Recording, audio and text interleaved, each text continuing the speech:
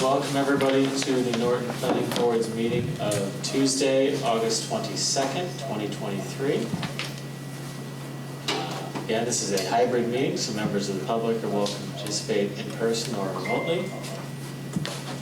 To join, obviously in person, we are here at the community room in the Norton Public Library at 68 East Main Street.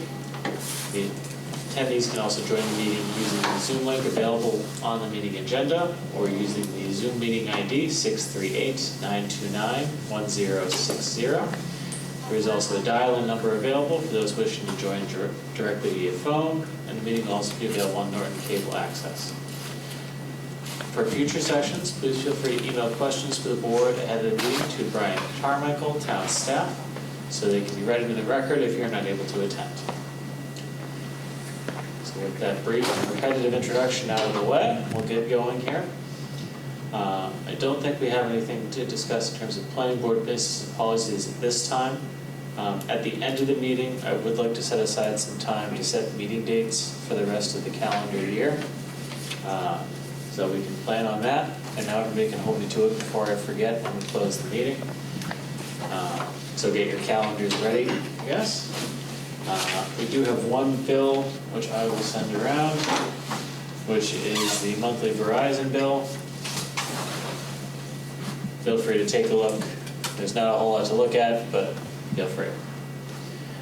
And we do not have any minutes to approve at this time.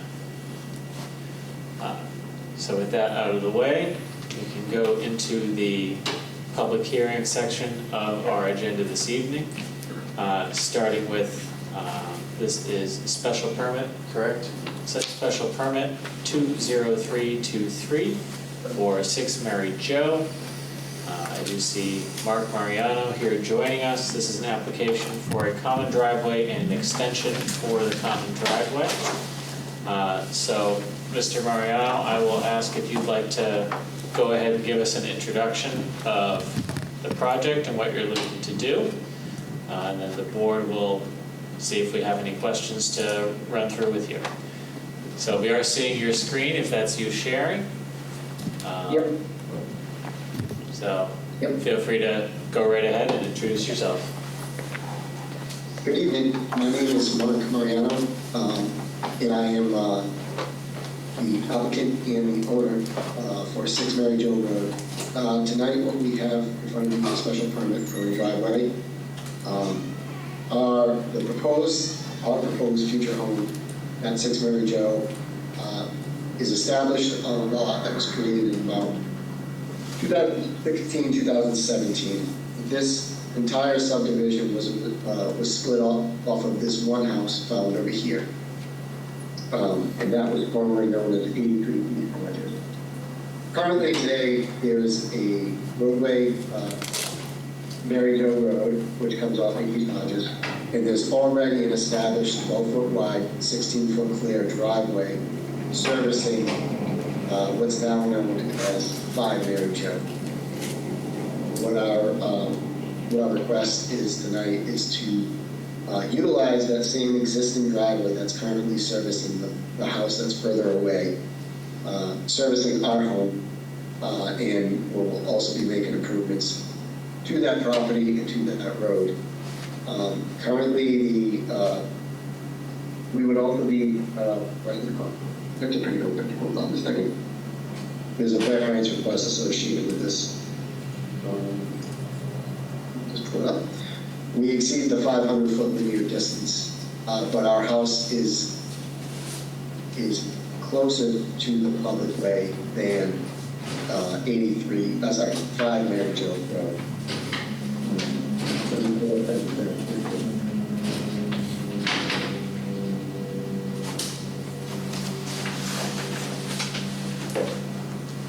And that other structure on the lot is a garage that already exists, correct?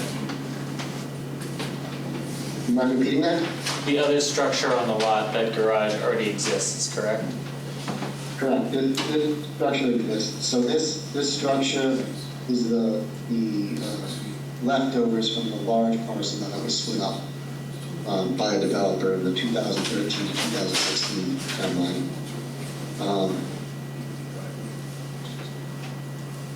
Then I think I filled in that distance on the online permit form, which I don't have at my hands right now. So I kind of a close-up on this property. What we end up doing is making improvements to the roadway here, eventually providing a bituminous pavement exceeding 12 feet and keeping zero and clear of 16. And then our house will actually have, hoping to have, the amount of money to be able to have the two driveway look here.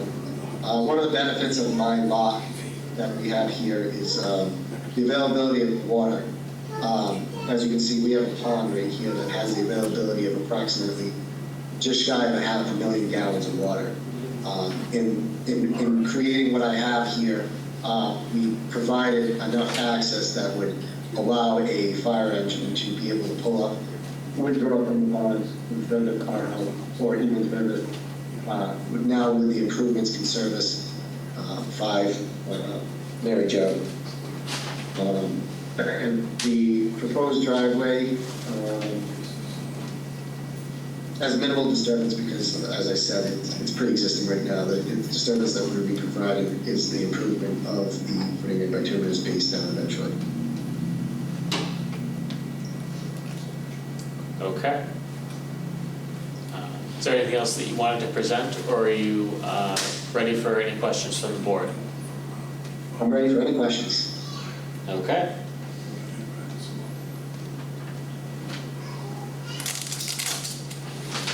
My only question would be, I know I read a note that it's engineered for a fire truck to make its turning radiuses. I didn't see the fire truck turning radiuses, Nate, but did you bring it? Sure. So when we, I'm not done, hold on one second. Typically, Really, all I need to know is, did you run it by the fire department or not? did you ask if I notified the fire department? I'm asking if you showed the plan to anybody at the fire department, yes, and ran I that. have not yet, and I believe, Brian, correct me if I'm wrong, the plans go through the TRC process for the fire department to review. They do, but they, not necessarily they'll look at them. Okay. Sorry, the last time I did the permit, that's what I was told. When we did- Without any type of letter or note from them, we don't know if they've looked at it or not, is my only thing. So currently, what we can go through the design standards of what an NFP roadway would be. The turn radius, you want to have a minimum of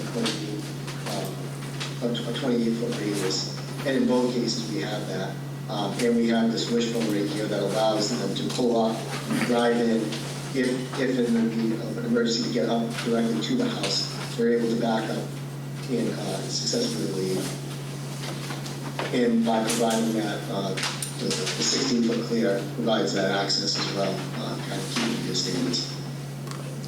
If we had a, And typically fire engines, you typically have a turnaround of about 30 feet. And the turnaround right here is more than 30 feet. And in stating with most fire departments, they want to be able to have the ability to get within 150 feet of the house, because typical ladder applications allow them to be within 150 feet. We do have that here. I believe they would be able to have access from either side. Alan, would you be okay with approving contingent on correct, that's what I was going to say. confirmed fire department approval? Correct. Okay. Yeah, I've got a question on the fire side. You mentioned the pond. Is that would be your water source? Could you explain that a little bit more in detail? Yeah, so the pond's there, currently there today. Pond, I think, was a previous attempt to remove gravel from the site from a previous owner way back when. So there's like a 3/4 acre pond on the site. And I've been this property since 2018, and even in the toughest of drought, we still had roughly 3 feet of water. It's serviced by groundwater. Groundwater in this neighborhood is around 2 feet, seasonal high. Right, so are you going to have a source for the water, or you're saying they're just going to draw from it freely? Because like, worst case scenario, winter fire and that is frozen over, what's the thought process there? Did you say during winter fire? Yeah, worst case scenario, that pond is frozen over. Now it's gonna take time to cut through and draw on that still, no? I mean, like I said, in most cases, we've always had 3 feet of water. To have a solid freeze of 3 feet is just very uncharacteristic of this area. Can we have the fire sign off on whether the access to the water is deemed suitable for this site? Okay. Yeah, and if there's an alternative plan that they would recommend. Yeah, if they're not comfortable. But just in terms of, if we do that with a conditional approval from the fire department, and you have to make changes, we would have to look at that as a modification of the special permit.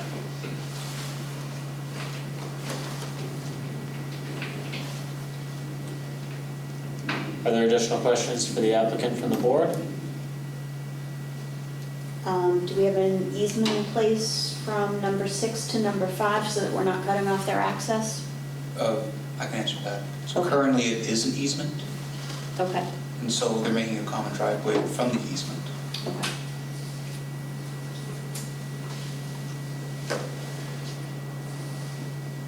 Okay.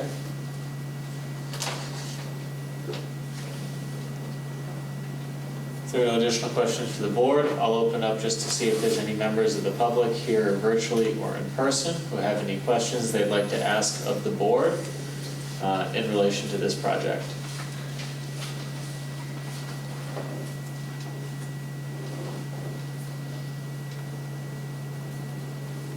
Okay.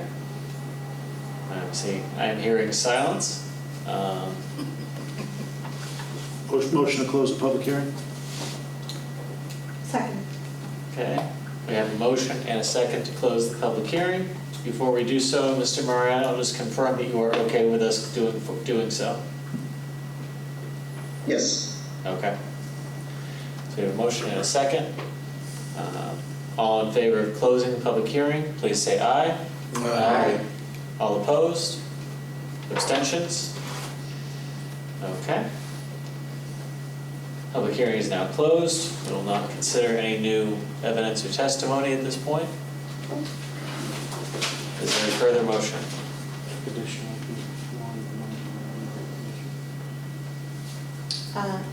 Sure. Motion to approve special permit 20323 contingent upon approval by the fire department of adequate driveway access and adequate access to water in the event of a fire. Okay. Second. We have a motion and a second. Thank you, Laura and Eric. Is there any further discussion on that motion? Okay. All in favor, please say aye. Aye. All opposed? Abstentions? Okay. So that's a conditional approval, Mr. Mariano. We'll work on the decision for you, and Brian can help make sure that we get the sign-offs that we need for the fire department. Thank you very much. Okay. Next item on our agenda is special permit 20381, which is 300 South Washington Street. I believe I saw the applicant online, so I'll see whoever would like to speak for this project. The application is for the reduction of required parking spaces for an upcoming site plan for a property. So Brian, did you want to clarify that at all?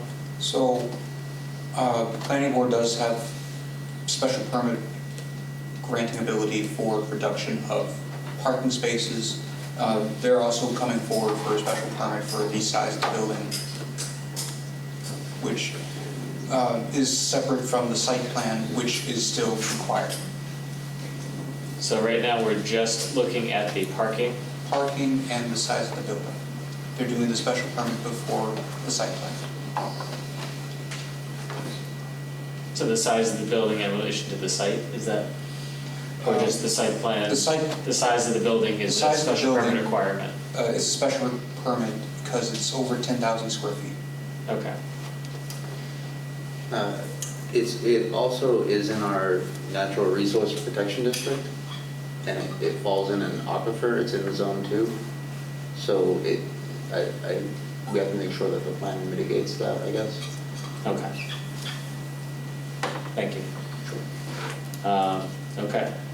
So, Mr. Diaz, is it you who's looking to speak on this one? Yes, it is. Thank you very much. For the record, my name is Eric Dias. I am a registered professional engineer with Strong Point Engineering Solutions. I'm here tonight representing Riva Realty Norton. Attorney Carrera, who made the petition, was planning to be here and went ahead and had a baby over the weekend. So she gets the night off and you guys get stuck with it. Sorry about that. As you guys talked about a little bit before I got involved, I'm just going to bring up my screen share here. Perfect, thank you. If this works, let's hope it does. It says it's loading. We see it, thank you. And everybody should be able to see that now, I believe. Yes, we Okay, do. so this is the site at 300 South Washington Street. Obviously, this here is 495. The Taunton Norton Town line is right over here where my cursor is, so we're right on the outskirts.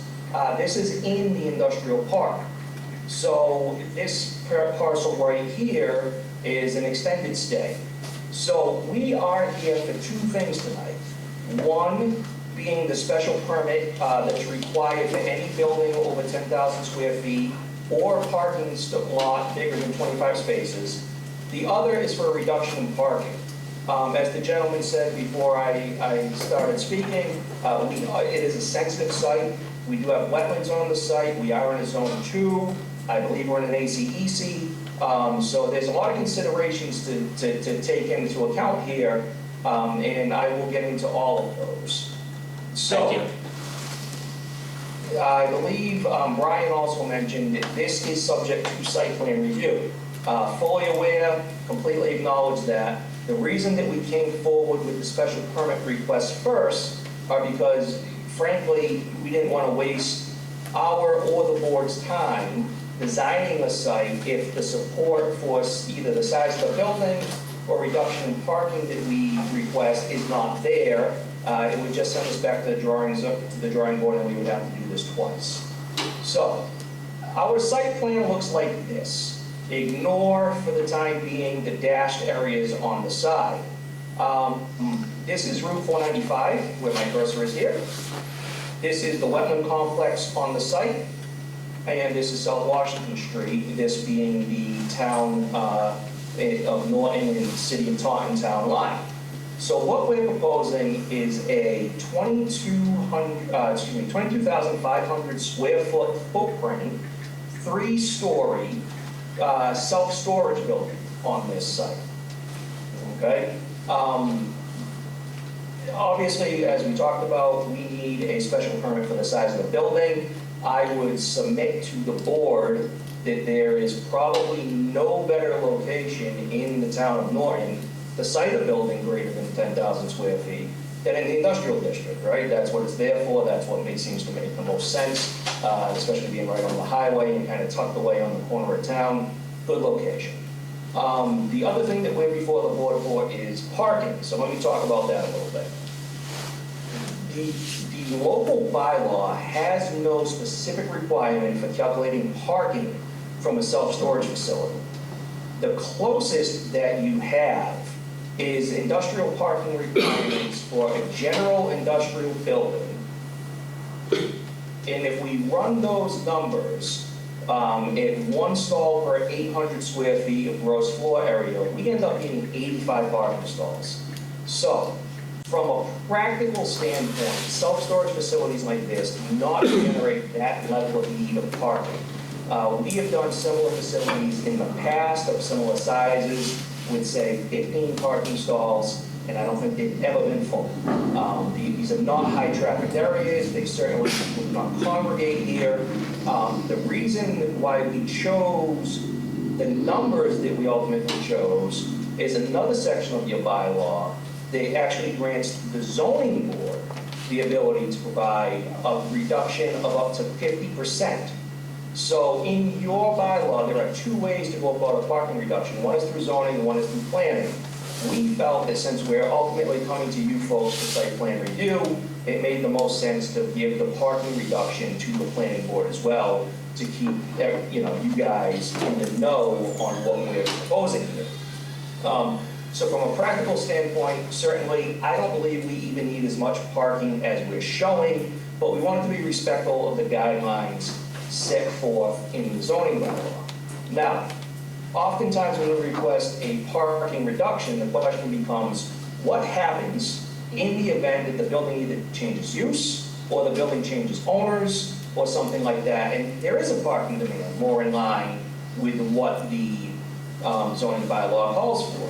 That is where these two parking areas on the side come in, okay? These dashed areas here and here is what would be required to meet the parking on the site under the bylaw. So we're illustrating that we can in fact do it.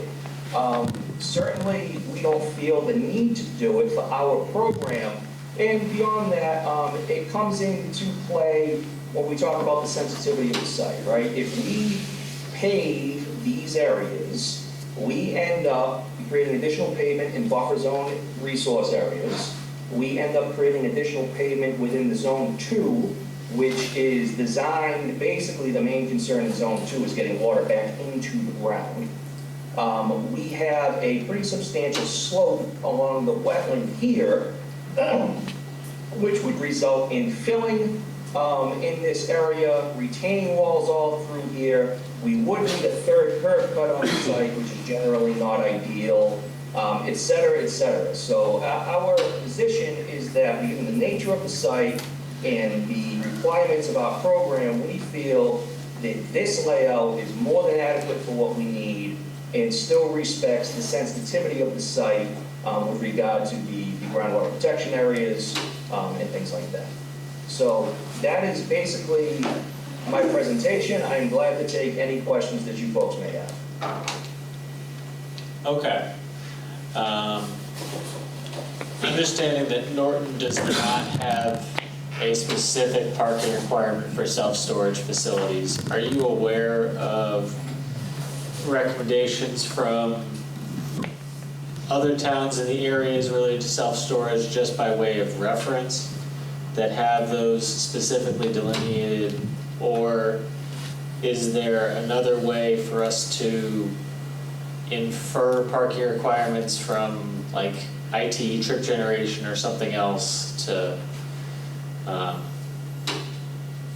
obviously you're saying that your spots never filled up, but in terms of having like some kind of a backup on what makes sense for these facilities, is that something available?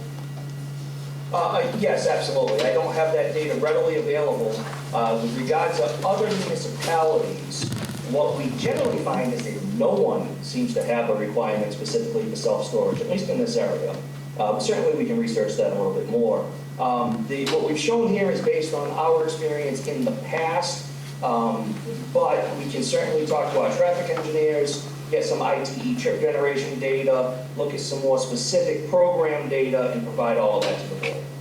Yeah, just from if the ITE says it's going to be this many trips there, divided, trips in and out, divided by 2, that's how many cars you can have during the day, and spread it out throughout the day and find your max. I just made that up. I don't know. Sounds good. Okay. In terms of the process that we're going through here, the board can, other members of the board may feel differently. I agree with generally your overall assessment. I might have an issue approving the special permit based on the size of the building and or the parking, and then proceeding with the site review separately, because the special permit is obviously the only discretionary aspect of that. When we go into a site plan review, it's already kind of, we can make conditions, but we can't kind of necessarily say yes or no to the project. So we could give you the special permit based on what we feel is this, and even though I'm not sensing that you're going to pull a 180 and throw something different on the page in front of us in 3 weeks or whatever, that's still something that the cynic in me kind of has to think about a little bit. Understood. Just to that point, if I may, one thing that I've done in the past in situations like this is a condition of the special permit that the final plan needs to be, needs to basically look like this in, maybe in some shape or form. Nothing dramatically different than the concept that we're showing here. Yeah. That, or we would proceed with kind of a give you directional vote to be like, yes, we generally agree with this, and we could continue the special permit to line up with the site plan review. We'd get to the same point, but. Sure, we can live with that as well. Yeah. Okay. As it relates to the reduction in parking or the general thought process of the proposal, I'll turn to the rest of the board and see if we have additional questions at this time. I've got two. If you're saying you don't even think you need 45, I would keep going. What would be the bare minimum that you think you would need? Why are we going to build parking spots and pave stuff if we don't have to, if it's not going to be used? We're showing that you have plenty of room to do so if need be. I should say you're showing, I'd be just as comfortable with you saying, I only need 20 spots, this is why, and let's not pave if we don't have to. Granted, as long as we have good fire department access also is going to be one of my follow-up questions. Yeah, if I may to that last point, through the chair, I'm glad to reduce even further. What I would do in that case, since this area over here is the closest to the wetland, I would actually propose to lose these spaces and just keep the drive aisle through here to pull it back. Certainly, if that's something the board is amenable to, we're glad to keep reducing, absolutely.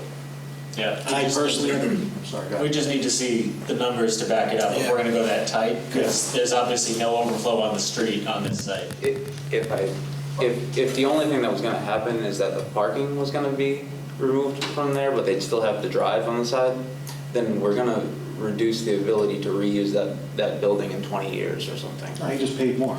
That's it. If they're showing you can do it, they're showing it fits, you just paid more when you need to. The only thing I'd be concerned about is this is not a single-story building. It is planned to be 3 stories. I'd like to know how many storage units they're planning and to try and have some data available for comparable sized self-storage facilities. As it relates to the parking, you mean? Yes. Yeah. Yeah. I think we're all asking the same question a few different ways. Kind Yeah. of based on the number of units, what's the Mansfield traffic has coming a in? multiple floor right there behind the auto parts place. Yeah. My only addition to mine, removing, are you proposing, will they be storing anything outside? Because I know a lot of these places, they'll rent parking spots for RVs or boats or whatever. Correct me if I'm wrong, some of our conditions, our standard conditions say no outdoor storage. So that's also something to consider. Yeah. So if there are spots to be taken up for storage, We have that's- to know that. Yeah. Sure. Just to that point, if I may, we're not planning on any outdoor storage at this time. There may, along this back wall here, be some units that you would enter from the exterior, but it wouldn't be storage of boats or anything like that outside of the building. If there's any change in that, please let us know in the process so that we don't insert a there shall be no outdoor storage condition in the permit. So, yeah. Sure.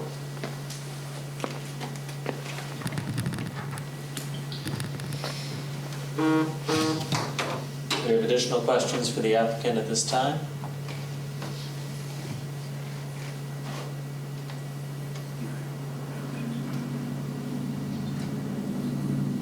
Okay, I'm not hearing anything from the board, so I will turn and see if there's anybody here joining the meeting in person or joining the meeting virtually who'd like to ask questions through the board as it relates to this project. So I'll turn around and see if anybody raises their hand in the Zoom meeting. and then I'll ramble for a few minutes and see if there's anybody who's going to take me up on that.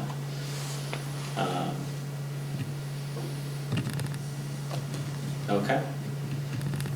So coming back to the board, we have a permit application in front of us related to the parking and the special permit related to the size of the building and or the use. And we will have a site plan at some point. Do members feel comfortable proceeding on this permit at this time? Do we prefer more of a directional vote for the applicant? We have a couple of ways forward here. I'm fine with telling them that I'm fine with the project, even with this parking or specifically with less. What I would like to see is either run it just by the fire department, like I asked for absolutely every application. If you can call them, tell them to look at it, ask them to look at it, email them directly, hand deliver it, smoke signals, whatever you need to do. If I may, through the chair, we actually did have some discussion with Deputy Chief on this. We sent him the truck turn. He took no issue with it. He's satisfied. Yes, this one does have the fire department's sign off in Permitize. Gotcha. So the I always system, look for that the system letter. does work I always look for sometimes. that. I always like seeing the email of the letter, you know? Yeah. Sure, we can provide that. As it looks, I'm comfortable with it. But, you know, depending on the site plan or whatever procedure needs to happen. But I'm okay with how it looks. Okay. So I'll defer. If we want to, we can approve this and proceed with the site plan later, as with kind of a condition that the site plan is wording that would be large. The site plan must reflect the original submittal of X date in general form, or we can give the applicant kind of an informal, yes, please go ahead, we agree with this direction, but we're not going to give you the approval on paper because we don't have the site plan. I kind of like that. I like the second one. I would. Plus, I think it gives us Informal, time to get the data from self-storage, so that we have a better idea of what other places are doing with parking spots. Mr. Diaz, do you have had you worked with Brian in terms of a timeline of when the site plan would be potentially ready for a submittal or not at this point? We have not yet, just to speak to the process, our next step in the design process is to go to the site and do soil test pits so we can advance our design. That's part of the reason we want to come here first. Obviously, we also need to submit a notice of intent with the Conservation Commission at the same time. So we would do those two concurrently. I would think that in the course of the next 60 days, we would probably be coming forward with a solid submittal to both the Planning Board and the Conservation Commission. Okay. So 60 days would put us roughly at the end of October. We don't have meeting dates for the end of October, do we? I mean, only the end of September. That's what I get for saying we'll talk about meeting dates at the end of the meeting. Okay. So we have the end of September. Why don't we go ahead and do October right now, just to make sure that we can do that, since we do need to continue to a time and date certain. So we have September, and for September we have, why is this not showing up on my calendar? 12th and 26th. 12th and 26th, okay. So, does anybody have any objection to October 10th and 24th? I'm away on the 24th, but don't let that stop you.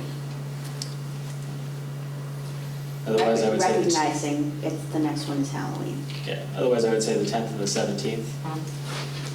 I can make that work as well. Any objection to the 10th and the 17th of October? I'm cool. Okay. Do you think October 17th is a little aggressive for you, Mr. Dias? It's a little aggressive if we have to have everything in 2 or 3 weeks before the meeting. But, you know, to the extent that I don't want to burden the board right now with coming up with dates in November, I'd be glad to agree to October 17th, and if for some reason we're not there in time, we'll submit a further request for continuance, if that works for you. Let's see, I think November, we'd be looking at the 7th and the 21st. Otherwise, we're into Thanksgiving week and nobody wants that. The 7th is Yeah, no, election nobody day. wants that. Oh, the 7th is election day. I like November Never 7th. mind. The 7th is election day, so that doesn't work. Okay, then I like November 21st. The 14th and the 21st, is that what we're doing? Could be the 14th and the 28th. Is the 21st Thanksgiving week? Yes. Oh, so 14th and 28th. Okay. So November 14th and 28th going once? Going twice? Okay. So back to you, Mr. Dias, how does November 14th sound? That sounds good, let's plan on that. Okay. So, with that discussion out of the way, I think we would generally,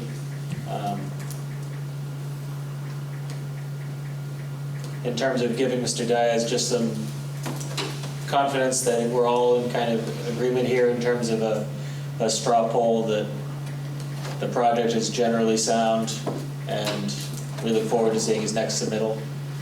Are we generally unanimous in that? Yes. Yes. Yes. Okay. So with that there, we would look to continue until potentially November the 14th. So moved. Seconded. Okay, thank you, Alan and Eric. We have a motion to continue to November the 14th.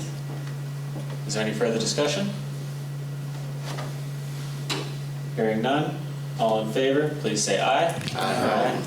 Opposed? Abstentions? Okay. We will see you in a little while, Mr. Dias. Thank you very much. Thanks. Thank you all for your time and your consideration, we appreciate it. Thank you. Okay. Next item on our agenda is a continuation from, or intended continuation from our last meeting for a discussion around Mulberry Brook Drive. Brian, did you want to give a quick introduction, or did you want to let the applicant speak to that? I think the applicants are fine. Okay. So, I'll ask them to come up and just give an introduction as to what we're speaking to. Have you been able to join the Zoom meeting? If you'd like to share something on the screen. Oh, no, I didn't try to do that, I'm sorry. It's up to you. Brian can We share do as have well. hard copies, if you don't mind being old school. That's fine. So thank you, Mr. Chair, members of the board. My name is Jonathan Silverstein. I'm an attorney representing the owners of the property on Mulberry Brook Road who are here tonight, Nate Duggan and Brianna Flynn. Nate and Brianna are a young couple. As you can see, Bri is about 9 months pregnant. They bought this lot a few years ago to build their dream house, to raise their family in Norton. At the time they bought the lot, which is one of 2 lots that were approved back in 1999 as part of a definitive subdivision plan, they were provided with a letter from the then building inspector stating that it was a buildable lot. On that basis, they spent a significant amount of money for them to buy this lot. They obtained a mortgage. The bank required seeing this letter in order to grant the mortgage. And they had to wait, as I understand it. Nate is a firefighter in Boston, and he couldn't move until he had been on the job for a certain period of time. And they proceeded last year to start pursuing a building permit to build their house. At that time, the current building inspector said, wait a minute, I think there's a problem here. It doesn't look like all the subdivision infrastructure was installed, and so you need to work this out. So they've been With me today is Paul Jottis, who is their contractor who's going to be doing the work. And they've been trying to figure out where to go, and eventually, a few weeks ago, they hired me to just help them navigate the process. And so that's where we are. That's why, and I appreciate the board's accommodation in continuing the discussion. So I want to give a little bit of background about the subdivision, how we found ourselves here, and what I see as the path forward. I don't think any vote is required tonight. There's no application in front of you. We really just want to try to have a dialogue with the planning board about what a fair and reasonable approach would be to moving forward so that they can build their house and move into town. Right now, as I understand it, they're living with Bree's, or is it Nate, with Nate's parents down on the Cape.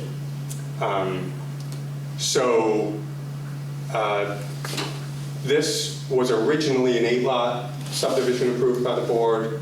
It was modified a couple times. I think the original approval was 96. It was modified a couple times, and eventually was winnowed down to a 2-lot subdivision. These are large lots, both of them over 8 acres. One of the lots was sold to an abutting property owner as assemblage. So essentially what we're looking for is a driveway for a single house lot.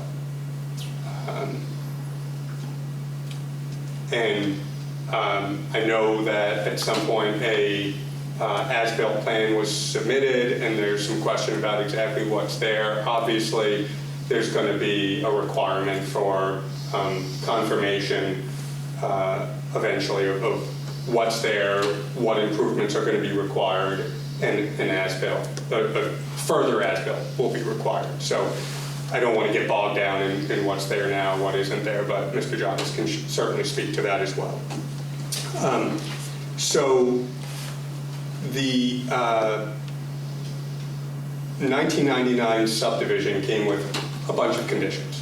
There were a number of waivers, but there were also a bunch of conditions. One of which was the road will never be a public way, all private services, and no further subdivision of the lots. So again, we're really just talking about, for this one lot, over 8 acres, a single family home that we're trying to build. The approval also had a condition that I think is probably a standard condition, that all of the infrastructure be completed within 2 years. Obviously that hasn't happened, but when Nate and Bree bought the lot in good faith for market consideration and saw a letter saying that it was a buildable lot, they weren't aware of that. Doesn't mean that the road doesn't have to be brought up to the standards of the definitive plan that was approved, and that's what we would ask. Now, the condition says that failure to complete the infrastructure within 2 years shall be grounds for rescission.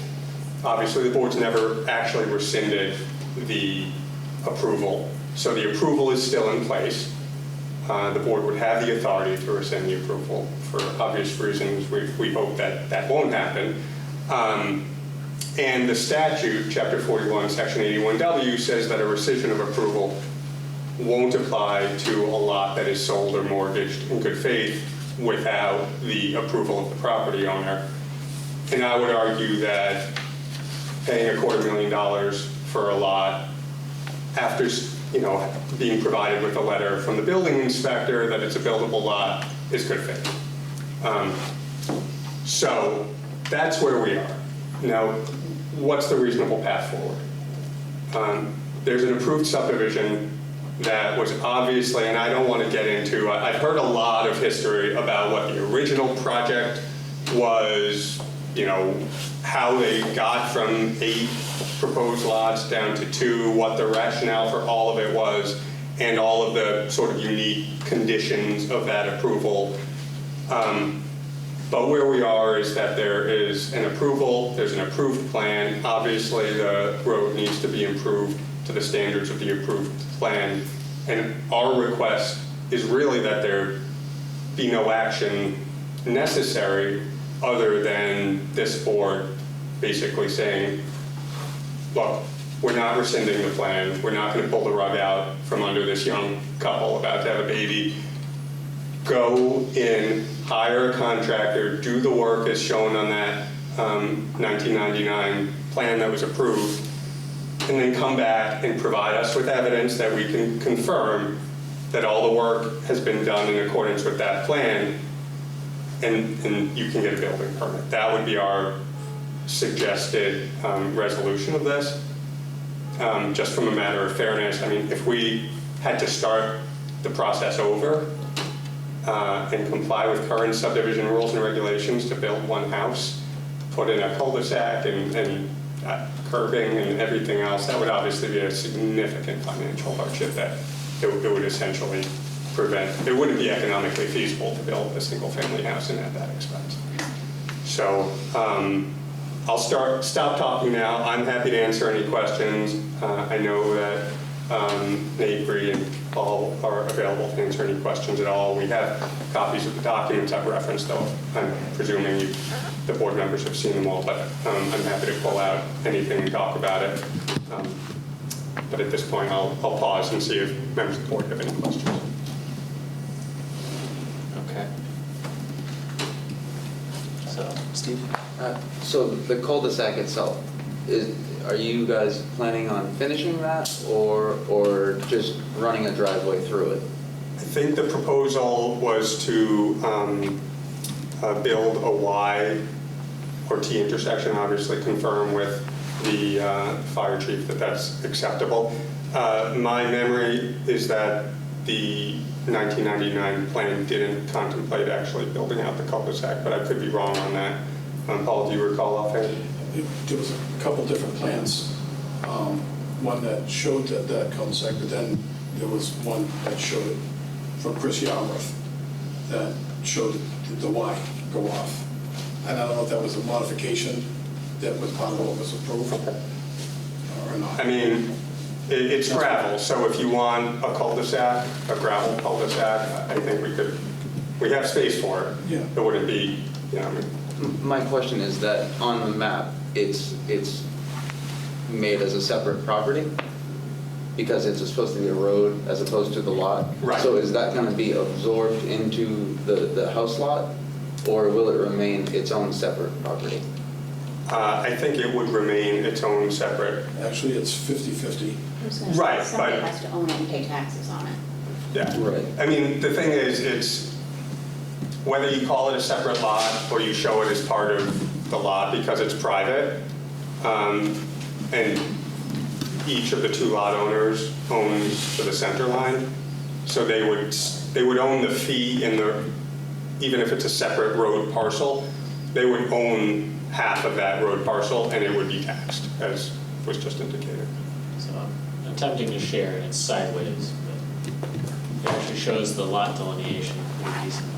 If you checked, No, it just doesn't. it doesn't have turn. And my internet on is also not helping right now. Some sort of structures on the other lot already?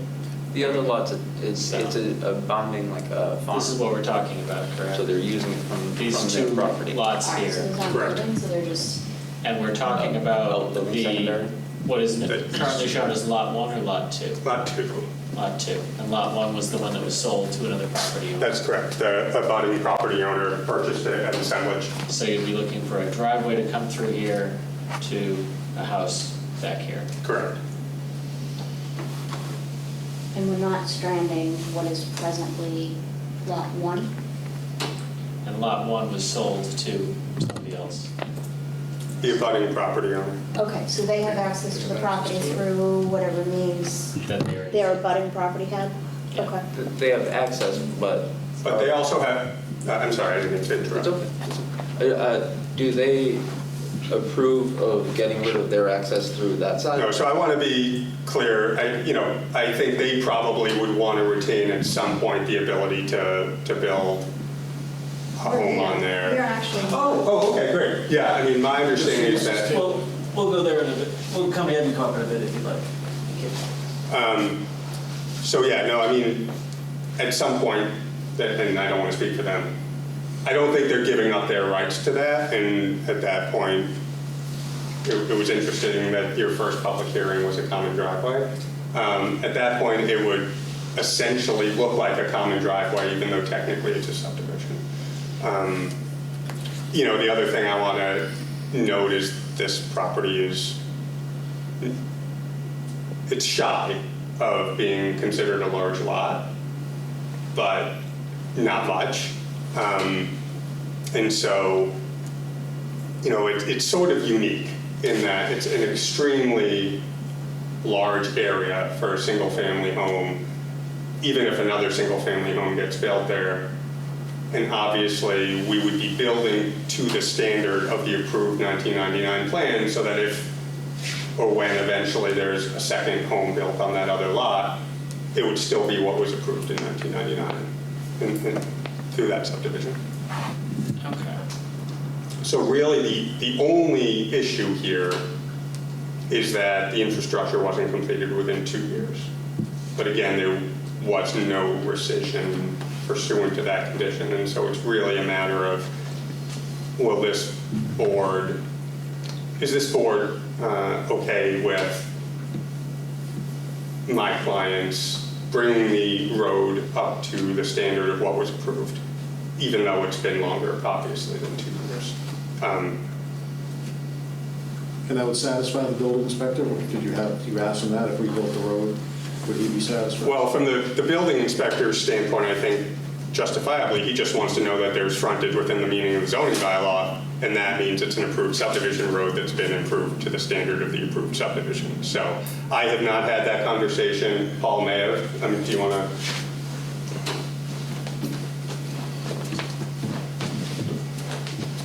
Paul Jodas from Jodas and Sons, in Mansfield. I found this out when I went to see Nick Iafredi regarding getting a building permit. And he was looking through things, and then he called me back in. I went and had a meeting with him, and that's when he pointed out and says, hey, Paul, we got a problem here. There was something that wasn't done, that was supposed to be done 24 years ago. So I said, how are we going to be able to do this? He said, well, he was giving me different options, because he'd like to, you know, see us do it. He has no objection to any of this. And you can, you know, speak to him yourself. But he says, the only thing he wanted, he says, you give me a piece of paper that shows that the covenant release from the registry of deeds, it shows that everything was done that was supposed to be done, I'm good. I couldn't get it for him. I tried. I looked through all the registry deeds. I went through all kinds of deeds. I couldn't find anything that showed that they did that last part. I walked the lot. I walked the road. I measured it. It's 16 feet wide. It's the whole length. It goes off in the wide. I was out there. I kicked around. It's 24 years worth of overgrowth. I kicked it around. There was processed gravel underneath this. This was not there by Mother Nature. Somebody brought it out there. So I called Bob Medeiros. Bob Medeiros and Angelo Pasco were the ones who owned this way back when and did the road. Bob Medeiros was the guy, I don't know if you know, Bob went out there and I spoke with him. I gave him a call. I'd known him for years in the business. And he had told me personally that he did the road. He did everything so he can get out to the 2 lots. So he can get to Mr. Taylor's property and to lot 2. He saw how he pushed the loom out there and cleared everything, brought in the gravel so that they could bring machines out there, so they could do all the test holes and do everything they needed to do, so they could make sure these are proven to the Board of Health, and so they can do the septic systems. But he stopped there. He didn't put in that trench for the electrical and the cable. That's all. So it could be private water, private sewer. They got to bring in electric, and that's it. There was no. The whole deal was, as it was explained to me, was the town would have no responsibility for this road, this private road whatsoever. No snow clearing or anything. It was just a means of an access to get up to their property and they raise. So to get this to where the building inspector wants it, it needs to have electrical run, the cable run, and the applicants are gonna pay for the road and all the cable stuff that's gonna get done? Part of that, on that plan that was approved by the planning board in 1999, was that it was all fell on lot 2, which was Nate Bree. They have to do the trench. They're the ones who have to do it.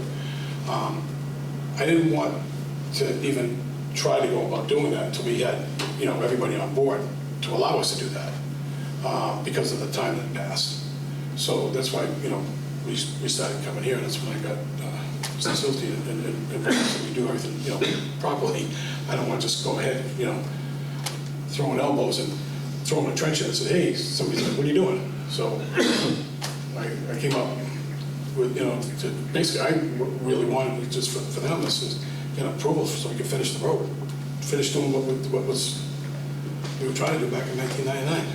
But what we were trying to do in 1999, just somewhere along the way, somebody thought somebody else did something, and then it just kept moving along. The property changes hands, and nobody knew it wasn't done. And Nick, he's been very helpful, extremely helpful in this process. So the work that would be done now would only be appropriate if it's the 2 lots? If someone decides that they want to then break those parcels up and then, They can't. okay, There are covenants in place prohibiting that. all right, perfect. So it's just for Mr. and Mrs. Taylor and the Dugans. And I want to just mention one other issue. I know Brian had reached out to Amy Westall, who I worked with for 28 years, and that she'd raised the question of whether the subdivision approval is actually still valid. That was, I think, some time ago. I did have a chance to talk to Amy. I don't want to speak for her. In speaking to her, I pointed out that there had been no vote to rescind, that this condition was not self-enforcing. In other words, it's not worded as this approval shall automatically lapse if the 2 years goes by, which it certainly could have, and that there, under the statute, a rescission wouldn't apply to a lot that's sold in good faith. And so, again, I don't want to put words in her mouth. Obviously, I'm sure someone will want to confirm that with her. I did not get the sense that she disagreed. She basically raised the issue of whether the board would still be comfortable with allowing the plan to go forward as originally approved. And so, again, since at this point it will be a driveway for one house, possibly at some point a second house, the original design seems appropriate. Obviously, it's the board's call on that, but we are hoping that, given what my clients have been going through since they bought a lot that they thought they could just build their dream house, we're hoping that if we can improve the road to what was originally approved and demonstrate that to the board's satisfaction, we're hoping that would suffice. Yeah, Steve. I don't know if it's the right time. I would like to hear from the neighbors. I was gonna ask if we had any additional questions for the gentleman here, and then ask if the neighbors wanted to talk. Other than that, I'm okay. I only have one thing that popped to mind. Did they require a hydrant or anything, or is there, anything on that? I don't believe so. No. No. Yeah. No.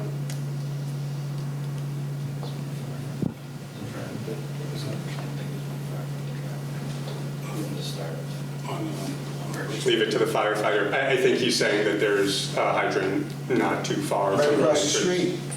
street. Yeah, perfect. Yeah, there's one close. Even though we haven't heard the abutters yet, I haven't heard anything that I disagree with at this point. Agreed. Thank you. I'm happy to answer any questions that do come up. But. Yeah, if you'd like to.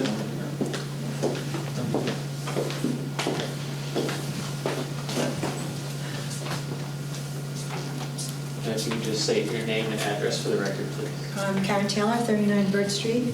we did buy this property 24 years ago or whatever, and we own a farm next door, so we use it as partial, about half of it we use for greenhouses, because we are growers. And at this point, we will continue to do that and not need access from that road. But we do, on occasion, we do go in there if we're gonna bring in some, maybe we might bring in some leaves or something, because it is partially our property. And at some point, we have children, maybe we might want to have a lot there where they might want to build a house. So I don't want to give up the access, that's for sure, but I would love to see these people build their house. And I think they should be able to. I mean, in a way, when we bought the land, we were assured that we were going to get a road, electricity, and the cable come down, and none had happened, and there was no recourse that we could take. So I would hope that they would not, have problems with it. It wasn't a big issue for us, but we did buy it at a purchase price with these things that were supposed to be included, and they were not. So I would hate to see them lose some of their money and some of their hopes and dreams, because we kind of got the raw end too. So I hope you look favorably upon them. Thank you. Thank you.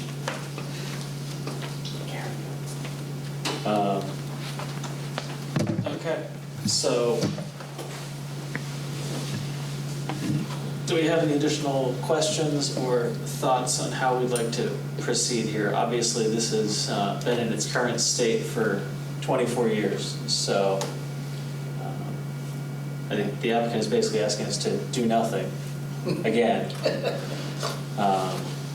We should probably take maybe a more definitive action than that. I think You want a motion to came forth with that? The only challenge that I see is, I think it was Brian put this in the initial email, is that the wording in the subdivision rules is not very flexible. There's a lot of shalls thrown around. All required improvements shall be completed within 2 years. The applicant shall submit a request to the planning board prior to the expiration, saying why they need more time. So that's a little. Is that punishing the people that bought it? That is. Is it out of bounds to ask for a letter just saying, let's put it in writing? It's as an extension. They already wouldn't necessarily meet the conditions of the bylaw for an extension, which is the challenge, which is the issue. So depending on how that is looked at in some way in the future by lawyer people, that's the. Well, you have If we were to say no. Yes, but he's being paid by the applicant, so I can't. But it can't be reversed at this point. Like, where would it fall to? Who would own what things? In terms of, Undoing the subdivision. we would basically say The lots are they already own, sold. they own the lot, but the subdivision that was approved under to access it no longer is valid, so you need to do the whole road again, basically, and go through the whole permitting and all that stuff. But isn't that what they're gonna have to do anyway? There's steps that they won't have to do. So that's essentially the change. What we're being asked to do here is allow them to complete the subdivision 24 years late and then build a house. And pretend that 22 years didn't pass since they requested an extension. I'm okay with that.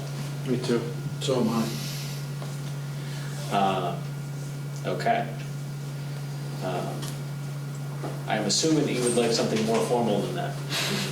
Yeah, if the board were willing to take a vote tonight to inform the building inspector that as long as the applicant completes the road to the specifications of the 1999 approved plan and authorize him to issue a building permit subject to that requirement, I think that would be great. So moved. Seconded. May I make a suggestion? Yes. To keep in the spirit of the bylaw here, it says the planning board can grant an extension of not more than a year for a good cause. Can we put a year? Are you okay with us putting a year on that, just as there was a, and you can request more than one extension if Right. needed in the future, but the need for an extension was missed, but we are now retroactively putting in you have an extension on the subdivision by the year stated in the bylaw. Is that I'll modify my motion to include that. okay? Seconded. There we go. Okay. Any further discussion, questions, comments on that motion? Okay. All in favor, please say aye. Aye. All opposed? Abstentions? Okay, Thank you so much for your time. thank you. Really appreciate it. Just a Brian, question. if you need help on the wording for that, let me know. Watch the I video. will send the Duplicate. Let me put it in and see that, yes. So when we just passed Pine Street, we had that put in, that they had to have bond to make sure that all of that work was done, right? So why? Was it because it was such a small cul-de-sac development? Is that why they There's weren't held certificates of accountable? completion in here. The In the surety was Dropbox. released in There's, like- 2001 and then 2007. Yeah, there's surety release in 2007, which says, somebody said it was done in 2007. And gave them back that? Yes. Wow. So, 2007 predates my time in Norton, so I get nothing. So, we are attempting to fix a wrong. I think everything was done in good faith, and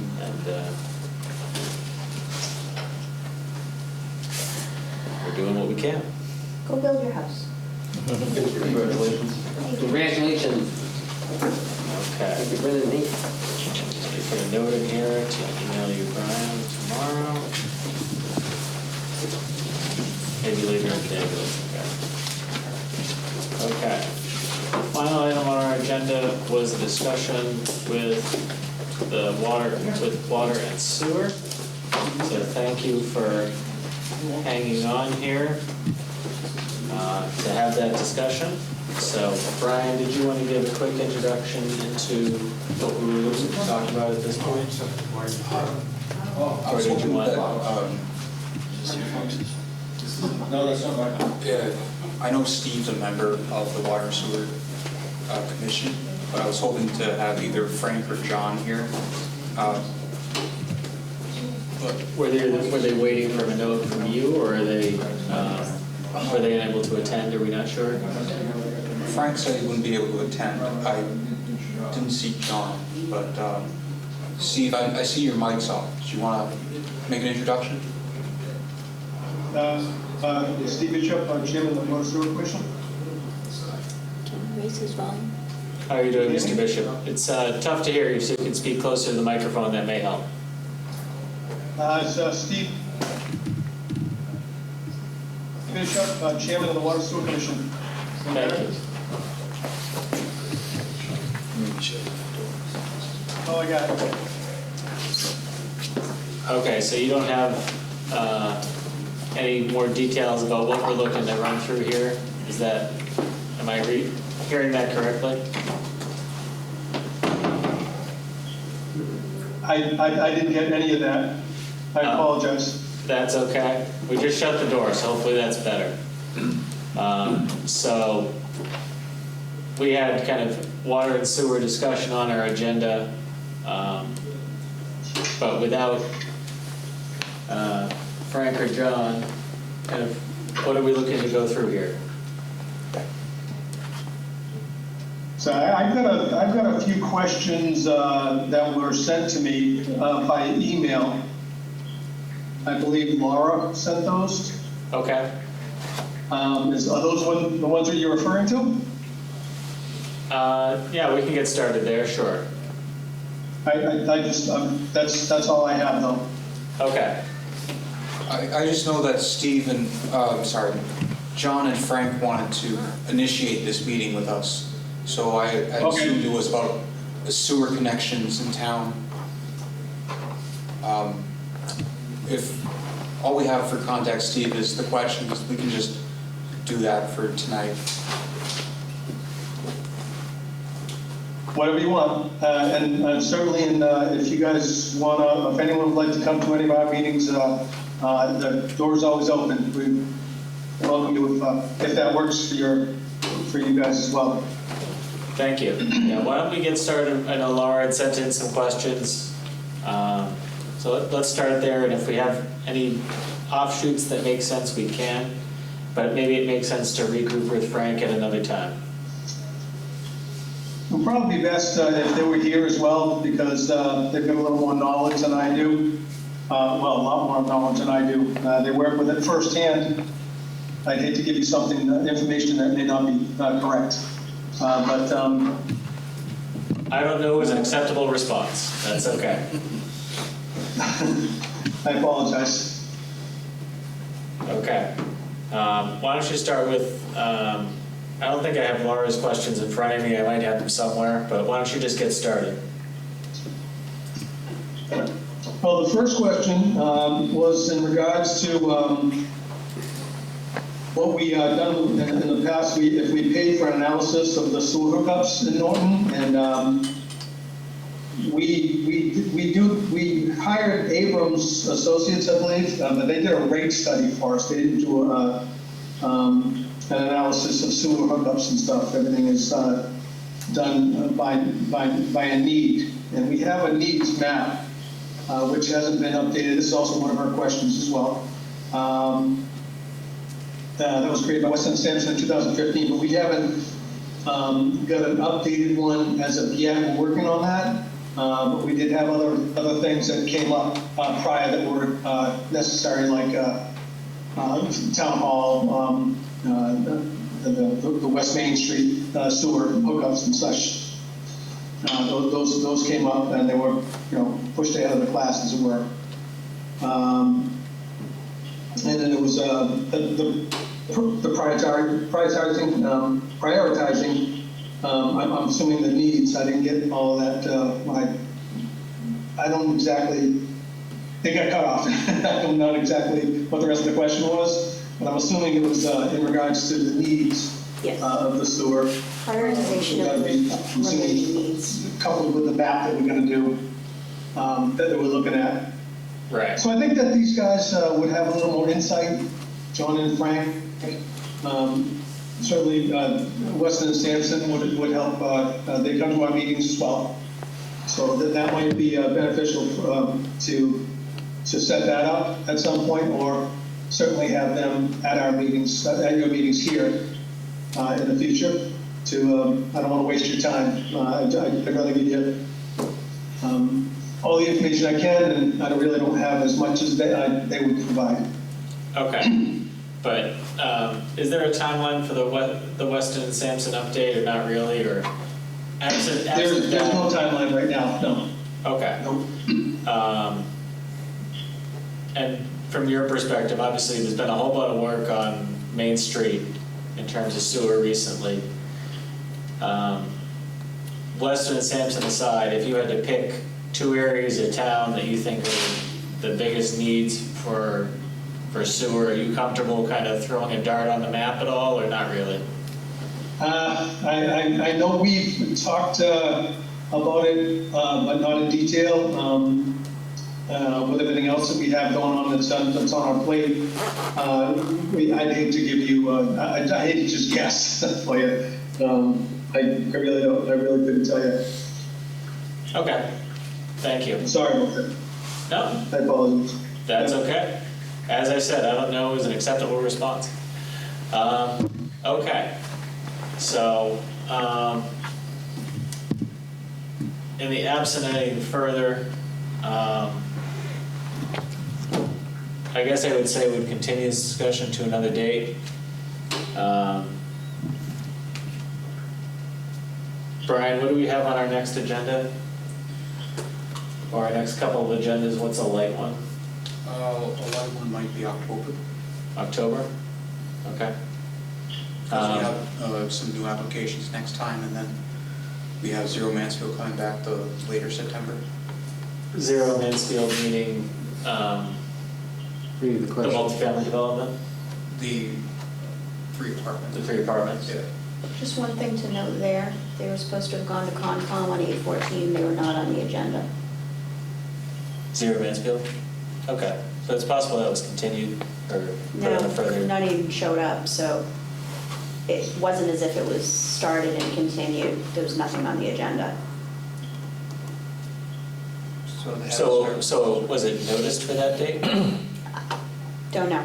I don't think so, because it was not on the agenda. If it was noticed and continued, they would have updated the agenda to say so. In theory, yes. I trust nothing. Yes. Okay. We really like to have this conversation before we get to the next meeting. I'm assuming that Zero Mansfield will take more than one meeting no matter what. Yep. Why don't we say October? Suggest our October dates that we have just created. We have the 10th and the 17th. And ask for them to potentially commit to somebody being here virtually to speak further. Or we could try to put this on the next meeting and just keep doing that until we get... No. No, they can commit to a date to come here at this point, so that's my position. Okay.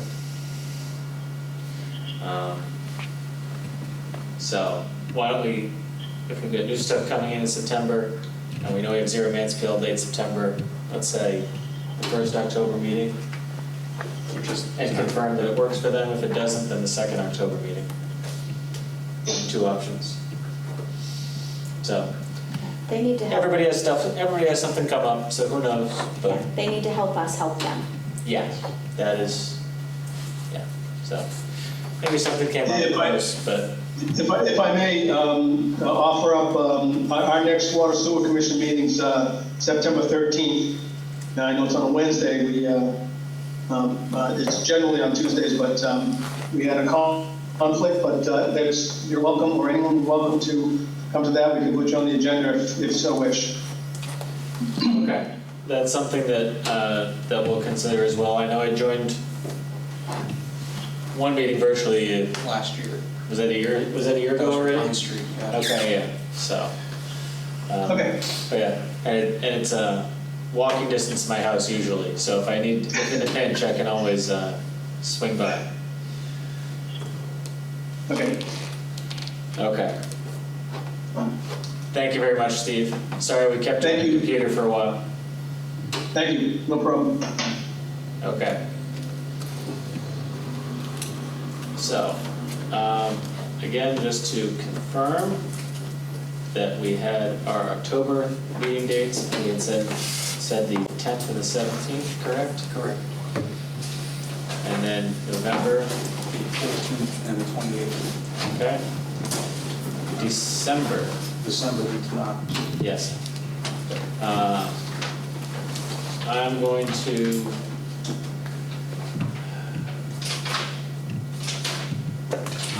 does anybody have any objection to saying the 12th and the 19th of December, put the 19th in light pencil with the potential for cancellation if we don't need it? No problem. That would give us 2 weeks from the 28th. And then if nobody wants to do, if we don't have anything in queue for the 19th, then we cancel it and see everybody in 2024. Does that seem reasonable based on what you have in front of you, Brian, for? For what I have, I just have to follow. I don't have. Yeah, you never know this far out. Yeah. Especially when we're dealing with engineers and lawyers. PTO tends to happen in certain parts of the year when it doesn't, things don't proceed as quickly. So, okay. So we have meeting dates at the end of the year. Does anybody want to look at 2024 or is that too painful? Might as well set the first It January. helps for planning, so Yeah, I I'd don't say at mind. least on January. Why don't we say the 9th and the 23rd, Sold. January?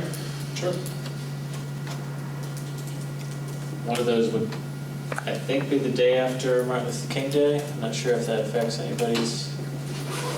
Hope MLK No, is it the doesn't, 15th. the 65th, It's so. the 15th? Okay. I should know that, but comparing to a teacher, but apparently I failed. So the 9th and the 23rd? Okay. So we've got September, October, November, December, we've got 5 months built out. So that should keep us busy for at least a little while. Okay.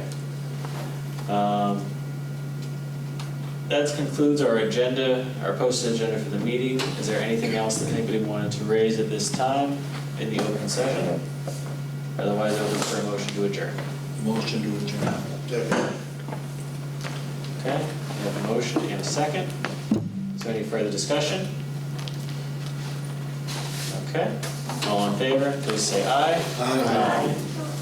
All opposed, abstentions? Thank you very much, everybody. Just a reminder that we'll be live on Channel 15 until